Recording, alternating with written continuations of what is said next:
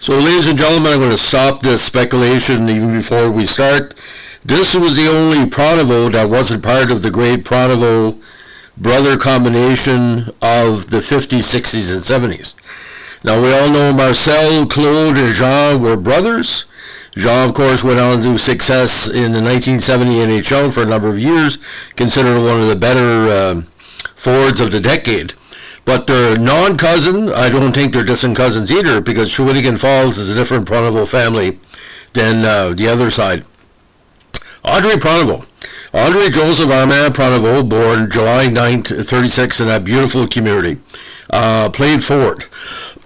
He skated the NHL and several minor leagues in North America during his prestigious career. He won 4 Stanley Cups with the Habs in the 1950s as part of that greatest dynasty of the decade. Now, again, the confusion started early because when the Pronovost came up, just like the Richard brothers, there is 3. A lot of people felt that they were related, but he had his own kind of way of playing. He was a very, very interesting two-way player.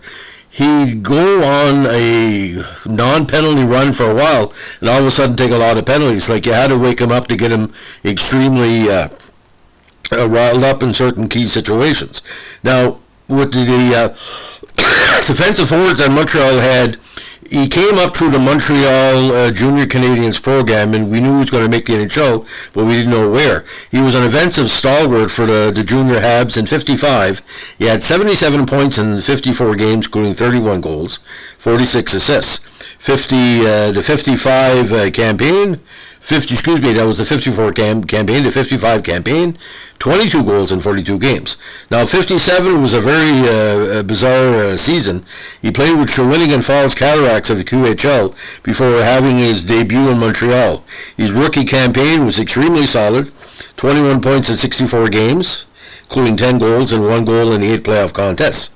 58, he had 16 goals in 66 games, with 2 goals in the playoffs. 1959, he had 9 goals and 23 points in the regular season in the full campaign, with 2 goals in the postseason. 60, he's 4th straight Stanley Cup in Montreal, 31 points in 69 games, and including 12 goals, 3 points in the playoffs. Now, he found himself out of Montreal in 1961. He moved over to Boston. He scored 11 goals in 47 games with Boston after only 1 goal in 21 games with Montreal that 61 season. 62, he hit the 15-goal mark. In 63, he found himself in the Detroit system, scored 13 goals in 47 games after no goals in 21 contests with Boston. Now, 64, he played in 70 games yet again, 23 points, including 7 goals, and he got to the Stanley Cup Finals that year, only to lose to Toronto, 7 points in 14 games, including 4 goals. Now, 66, he played... 66. He played mostly in the minors. He had played 3 games with Detroit in 65, but split time then with Pittsburgh Hornets of the AHL and the Memphis Wings of the CPHL, where he had 25 combined goals. Now, 66, he was in the minors in the AHL for the full season, 25 goals in 72 games.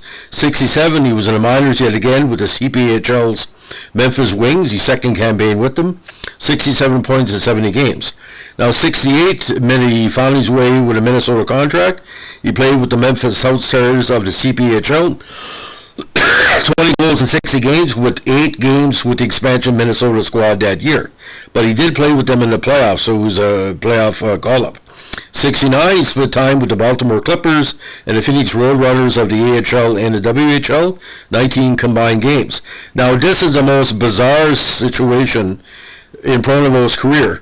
We never expected him to score 30 goals ever again, but here, with the Muskegon Mohawks of the IHL, he broke 50 goals and 100 points. 50 goals, 57 assists for 107 points. Now, I don't know in the history of pro hockey that a 34-year-old player hit the 50-goal mark for the first time. I don't think it's ever been done before or since. Now, 71 with Muskegon again. He had 42 points in 60 games and wrapped up his career in the EHL in 72 with 2 goals and assists for 3 points. Now, what's interesting, too, there is some family connection in his pro career. Pronovost's grandson, Antony Manta, currently plays for the Washington Capitals. He was in attendance for Manta's first NHL goal as a member of the Detroit Red Wings against the Habs on March 24th, 2016. So final NHL totals: 94 goals, 104 assists, 198 points, 4 Stanley Cups with Montreal, 556 games, and in the playoffs a decent 11 goals and 11 assists for 22 points in 70 contests. So just look at the pro teams he played for: Montreal, Boston, Detroit, Minnesota of the NHL, Pittsburgh and Baltimore of the AHL, Muskegon of the IHL, Memphis Wings and South Stars of the CHL, very big in Memphis, Jersey Devils of the EHL, and of course Shawinigan Cataracts, very important team of the QHL. So for 2 decades, like a strong two-way player, good on defense, and that season in Muskegon, very good on offense. But he's probably the most underrated Montreal Canadiens of those that 1950s dynasty, because as a fourth-line player, really, that's who he's playing fourth line. He scored 10 to 15 goals every season, and those goals are very important.